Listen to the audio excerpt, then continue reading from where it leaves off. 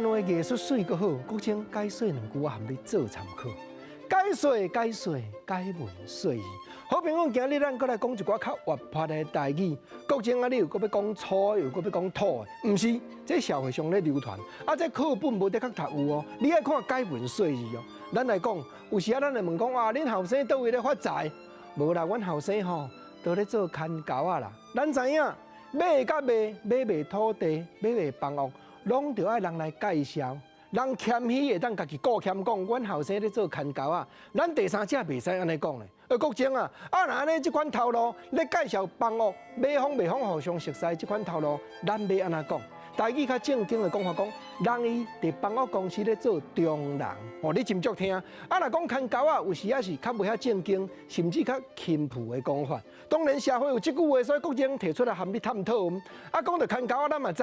我要介绍伊去买迄块土地，等伊敢有摘掉食会落来。世间两项卖白贼，一项叫做无力，第二项叫做无钱啦。无钱都卖白贼的，你免烦恼。你做你甲介绍，因为迄个人红啊飘可可。哦，这句话个什么意思？我相信真侪老辈拢听有啦。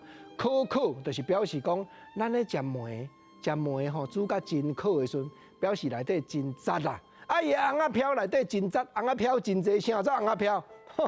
因为民间有当阵歹势讲迄项，所以拢有即款转变的讲法。红啊飘嘛是迄，国情搁再甲你提醒，孙中山嘛是迄，啊，即马无咧讲孙中山啊，即马咧讲5个囡仔嘛是迄，对啦。大人咧讲的红啊飘，就是金钱，毋是囡仔咧炫的红啊飘。这反咱社会流传的讲法。啊，若有影红啊飘可，表示讲你都有影了解迄个买方的轻重哦。无毋对，讲到即句财轻重，咱嘛知。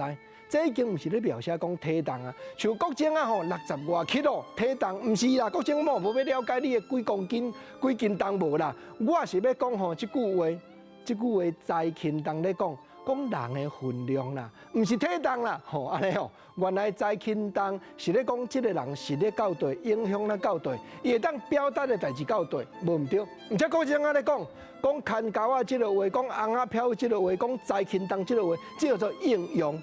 这毋是课本内底解说意思，有当着啊，咱伫社会爱甲人行、甲人听，啊，国情就是看啊整理。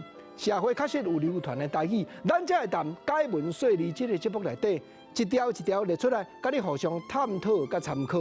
诚意甲你讲一句，努力，感谢你。